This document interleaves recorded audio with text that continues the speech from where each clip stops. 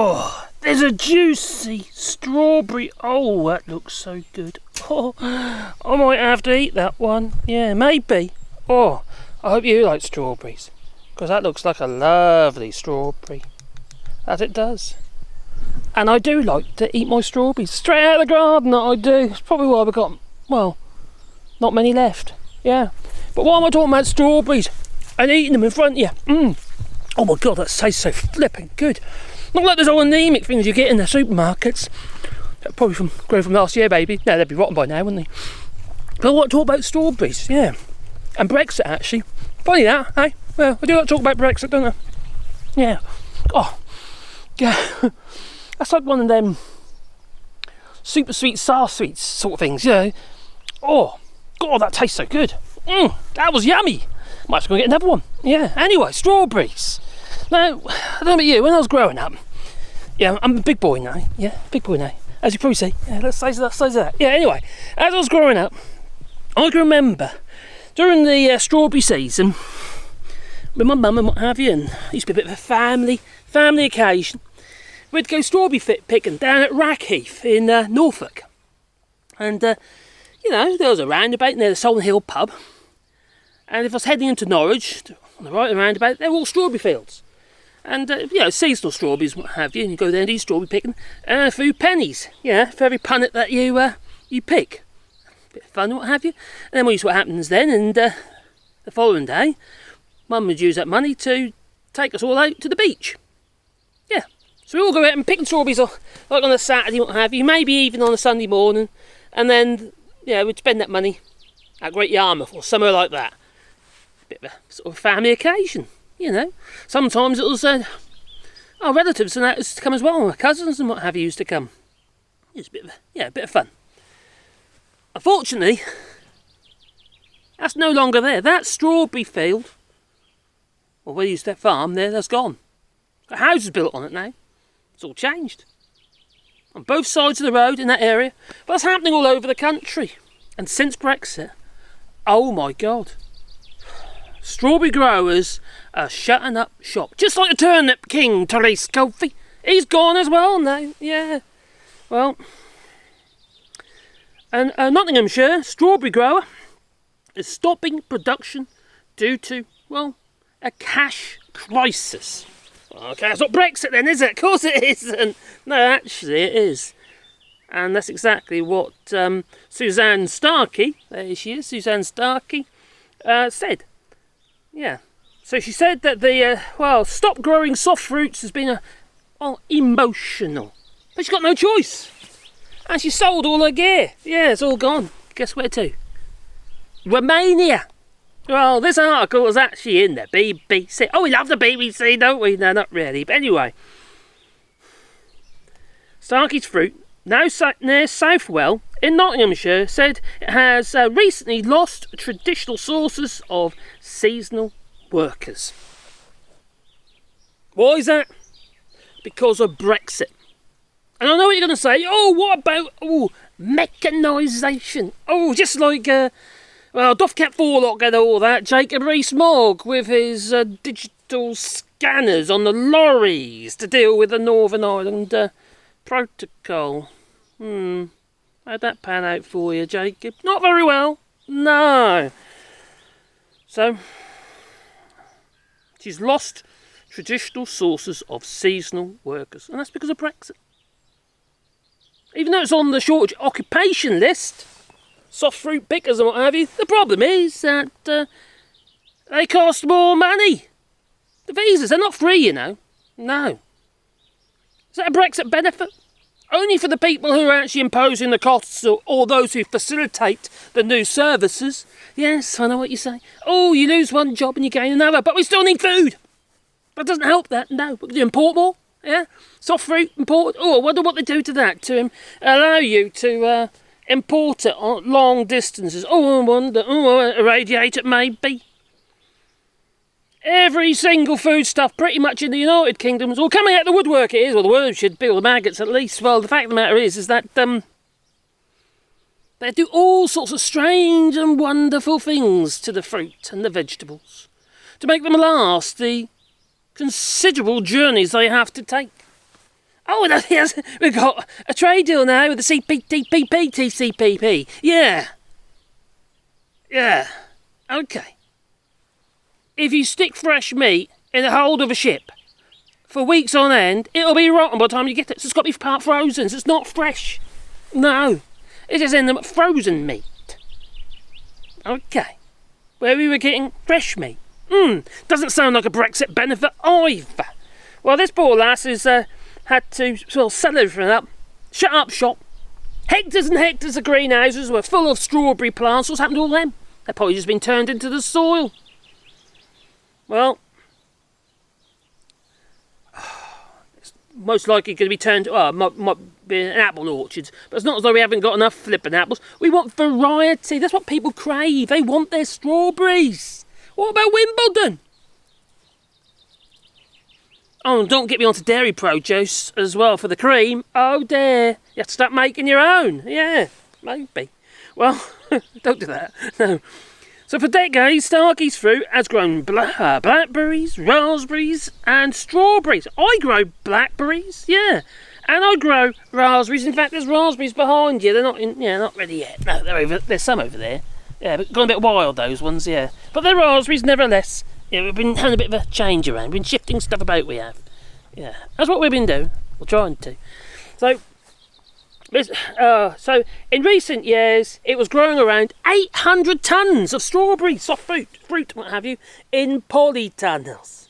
But not anymore, because they got rid of them and sold them to Romania. Yeah, Romanian farms. The irony is, the strawberries that you're probably going to be eating might have even been grown in her green polytunnels. Yeah, but just shipped back to the UK. We're just offshoring everything now, aren't we, in the UK? Well, not for me so much, because I scarpered. I ran away to France. That's where we are now. Where everything's like the land of milk and honey. Or at least loads of flipping strawberries, that there is. In fact, we've got a problem here. Not because we haven't got the people to pick them. No. We've got a problem here during the season that we can't actually get rid of them. Last year, the strawberry farmers here in France, in the Dordogne, they were growing so many strawberries, they just had to let them rot. They couldn't get rid of them. No. You've got the opposite problem. You haven't got enough food. And what food you got has been taxed to high end. What tax, you say? There's no VAT on food. There is VAT on every single service to get that food to the shelf. It's just not at the point of sale. That's the difference. Yeah. Which ain't great for a lot of these businesses because they can't claim the VAT back either. Or charge the VAT, which they've got to pay back, so they can't claim. Yeah, they're buggered. Yeah, anyway. So many of them, apparently, came to us for years, the workers, that is, overseas workers, to the United Kingdom to work on Ms Starkey's farm in her polytunnels, picking the fruit and what have you, but not anymore. No. And she says, but with Brexit, she said, and that was actually in the BBC. They didn't redact it. Not this time, yeah. But with Brexit, it became more difficult. And they just did not feel welcome. Now that to me is a crying shame, and do you know what? It should be a national embarrassment that we have ostracised other people. People that have really been helping us. Migrant workers, yes. Oh, taking our jobs and our women. No, that's a whole load of bollocks. That's what it is. Yeah. Sorry, but that's as I see it. They were doing us a favour. They could be picking their own fruit. Oh, they could. Okay, they might have been paid a little bit more money, what have you. Okay, maybe they took it home to their own families. But that's only because of years of a country, hence, a group of countries, the United Kingdom, not pulling its own weight. It's been relying heavily on overseas workers. Look what's happening in the NHS. Look what's happening in the farming, like I say.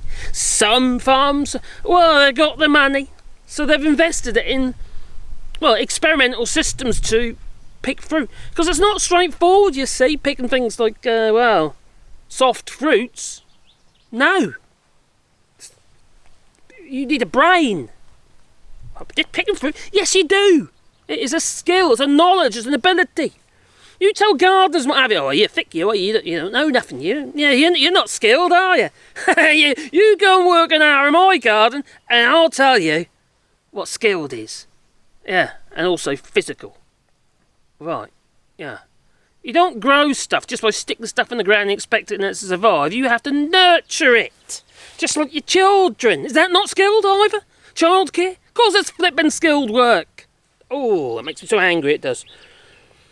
Now, prices are set by the marketing group, she says, and they have no say whatsoever on the actual price because they've got buyers. Yeah, their costs have gone up, but they can't pass the costs on.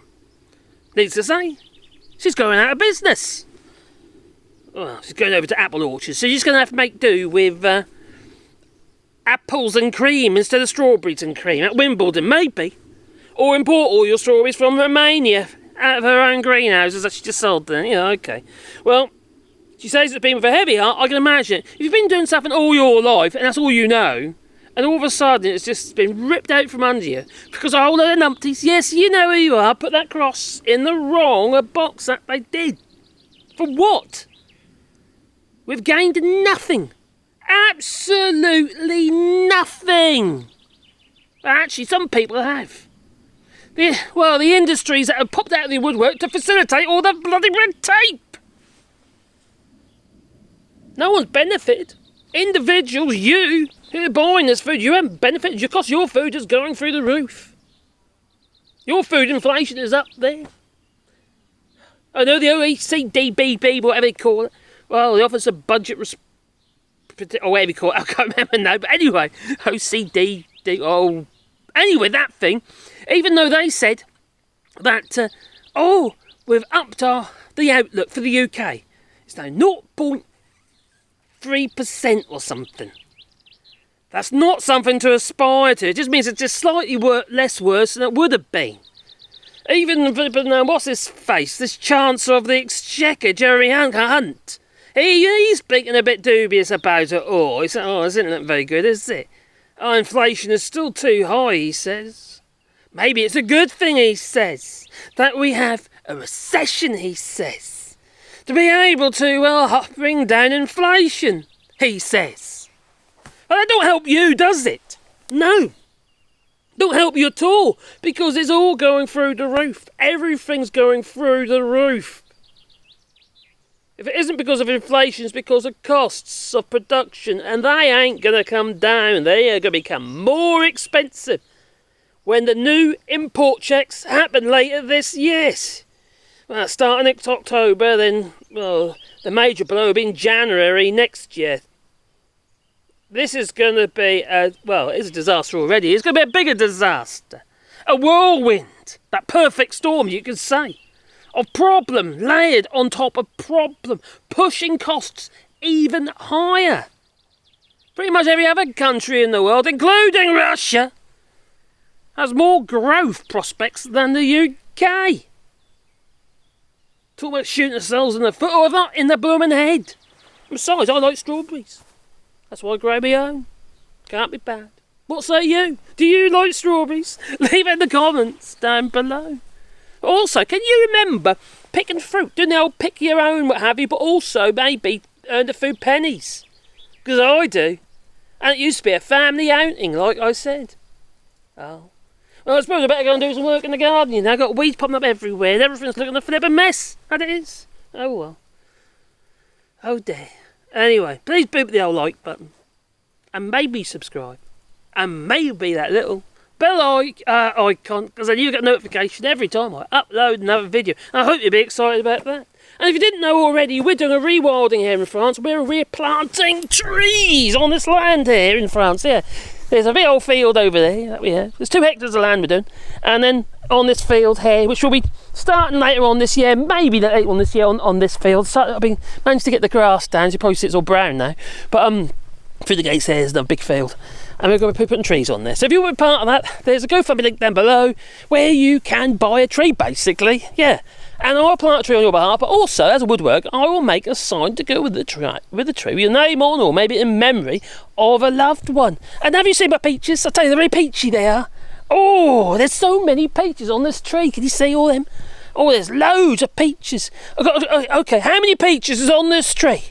Okay, you finished counting. Okay, well, it's time for me to go, so say ta-ta, you know. So, ta-ta, and have a lovely day.